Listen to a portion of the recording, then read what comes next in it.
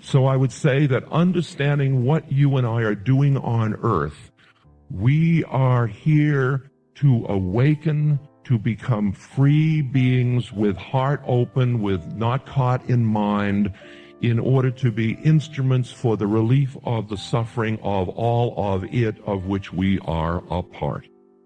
So there's nothing personal about it. When I'm with suffering, I don't say it's his suffering or it's her suffering. It is our suffering. If you take it the next level, even beyond that one, it's my suffering. And then don't make it so personal that has too much of kind of messianic stuff. It's the suffering. And out of the suffering comes the response. If you've got a splinter in your finger, you pull it out with the other finger, and the first finger doesn't say to the second one, thank you. Because you know you're part of the same thing. And there was nothing personal. It was just the way of things. You and I have the capacity to bring two planes of consciousness to our lives. And you will see how sticky that plane of ego is as you start to pull yourself into soul awareness, not to deny ego, but to delight in it. To delight in aging, to delight in sickness, to delight in death, to turn the whole game around so that fire becomes water and water becomes fire. But in that Dzogchen practice, what it says in effect is allowing for these different, what I've done is I've taken all the different planes of non-ordinary states of consciousness and all the multitude of planes, the chakras, the 7 and the 14 and the 3 and the 9 and the whatever you got from all the different systems. And I've said, look, what do I need of all this to do my journey? And I realized that I would settle for the 3, the ego, the soul, and awareness. And awareness would cover my whole Buddhist commitment, since I knew that was the root, what is. And then on the way there, I would use my dualistic devotional practices of extricating myself from my ego into my soul. And as I came up from my ego into my soul, the release of not being trapped in these very tight identities with role, of coming up into just being this awareness, still separate, but just this awareness, aware of my body, aware of my life story, aware of everybody else, just aware. And you and I could meet, and we could experience a quality of love that was not a relational love. It's relational, but it wasn't a psychodynamic love. It wasn't, do you love me, I love you. It wasn't romantic love. It was a quality of what might be called conscious love or Christ love or whatever that quality is, in which it was safe for us to love one another because the identities weren't made so complicated by I need, I want, I desire, I hope, I fear, which is all our ego storyline.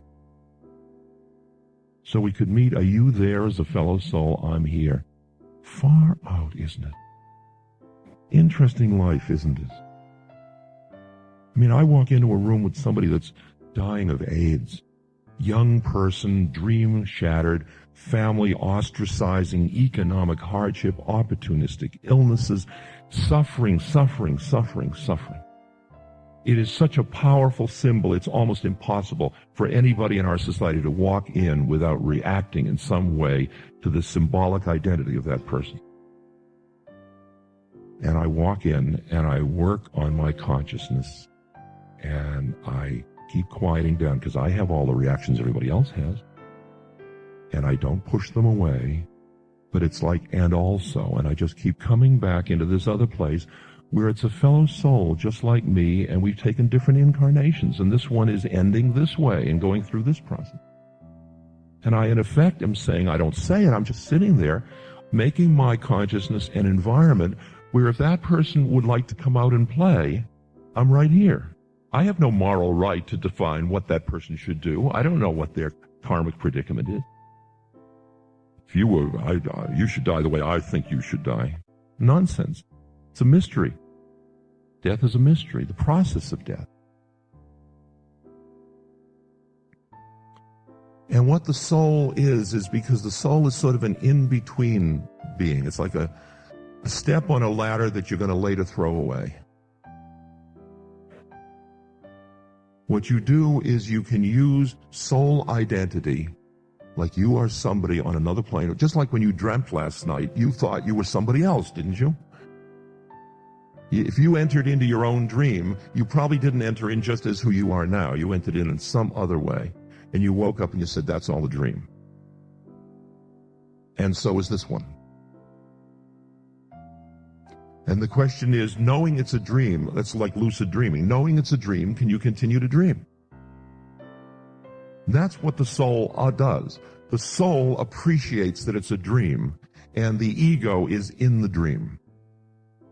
And if you push away the ego, what I found was if I cultivated that aversion to that dream, I was trapped. I was never going to be free. And to be free meant I had to passionately engage myself in all of this without fear and at the same moment. And that was the balancing part of consciousness. Live in the plane where I understood it was a dream.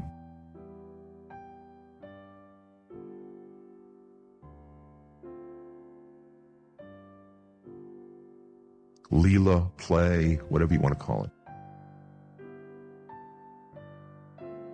And then once you have started to stabilize and establish yourself as soul awareness, or your awareness through the identity of your soul, and getting to be a soul is really not a big scary thing because you're still going to be a separate entity. You're still going to be you're going to be somebody. It's different, but you're somebody. But then the next stage is between soul and awareness. And it's like the final orgasm with the beloved. It's the final surrender of separateness. And to say to somebody that is busy being somebody in ego, well, what's required in the spiritual journey for you to be free is that you must die. What is required is the surrender of your entire sense of separateness. You don't get many takers. They say, just a minute, I'm planning to do it later. It's a really nice idea, and I understand it theoretically. No, just a minute. I haven't done my living will yet.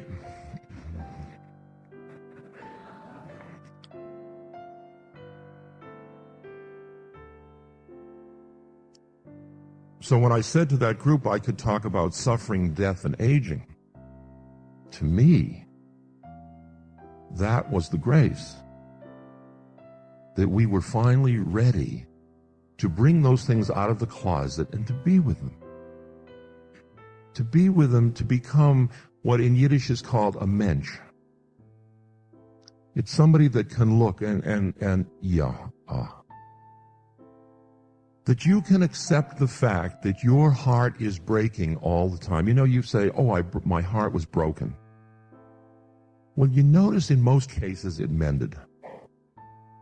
And you went on to love again. What I think the two planes are, for me, which I call, by the way, ego and soul, for want of a better term, and I'm a Buddhist, you got to realize that. Well, I'm actually a Hindu, Jew, Christian, Tao.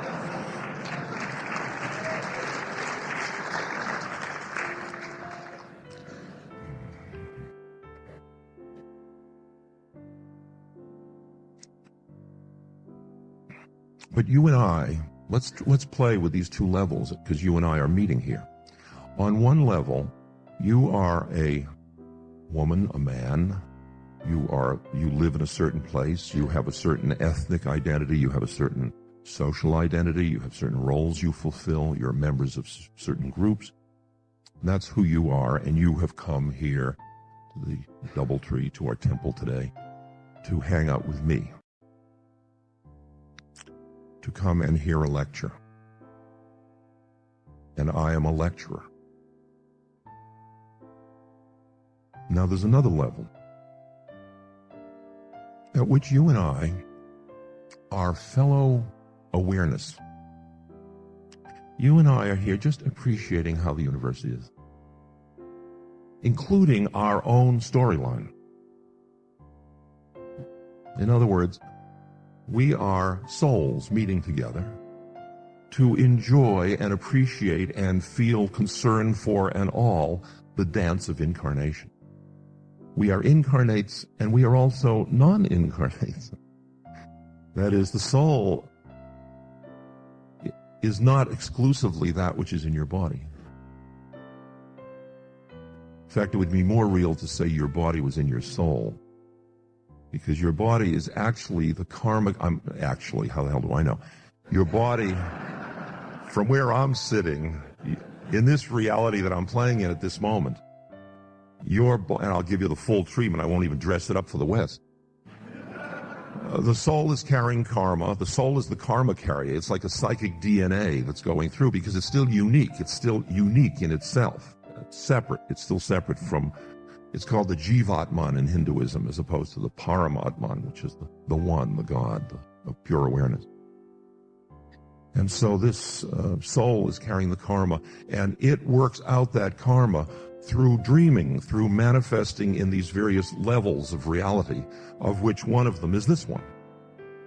So your incarnation, your body, is the working out of the karma of your soul. Now, if you were in your soul, you would see your karma being worked out. Like I look at the spots on my hand and the veins and all of this, this is a 65-year-old hand. When I hear the Porcelana ad, it says, they call these aging spots, I call them ugly. Imagine that. Look what it did to my hand. And I look at my hand, I say, they call these ugly, I call them aging spots. And I say, that's a beautiful hand.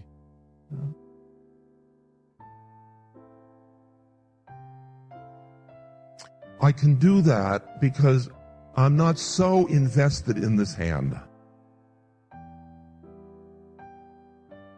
That's my soul awareness. When I went into training to become somebody like you did, I developed an ego structure. And I lived within that ego structure as people lived in Plato's cave or in Gurdjieff's prison cell. And then at some point I awakened just like you have awakened. You don't have to have a big, magnificent, traumatic awakening. You can just awaken because the culture is awakening. And you awaken into the fact that there is more than one reality.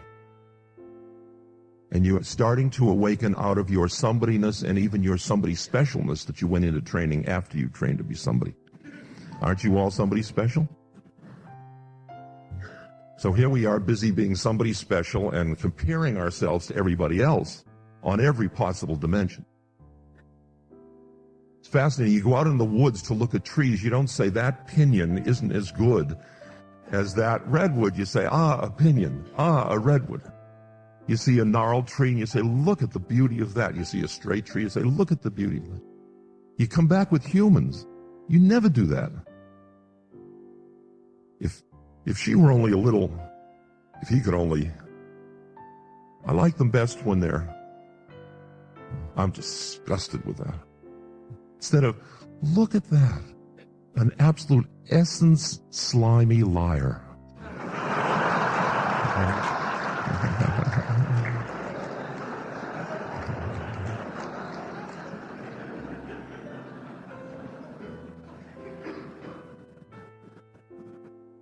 I'll tell you, I've been, since 1961, when I first took mushrooms, under the kind guidance of Tim Leary,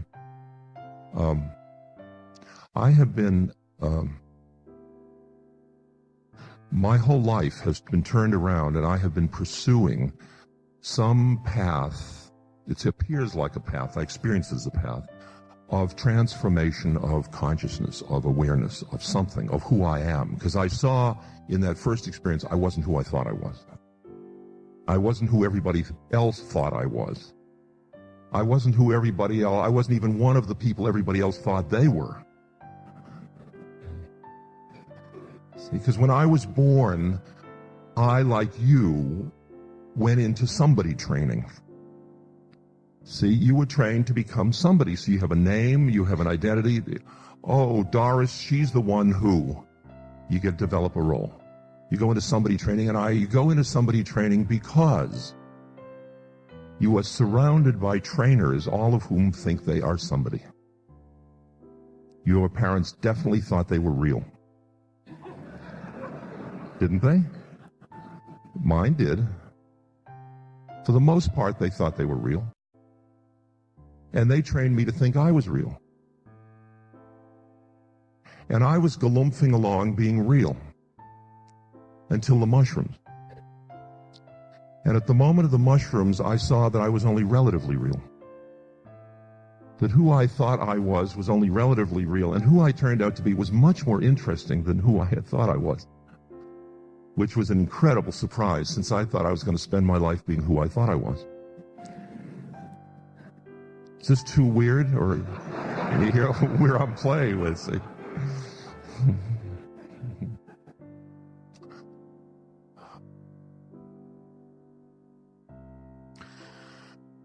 And I remembered a funny incident that in India happened in India in 1971. I was with my guru up in the foothills of the Himalayas with a group of people, and I had a Volkswagen microvan, an old van, and we traveled around India in it.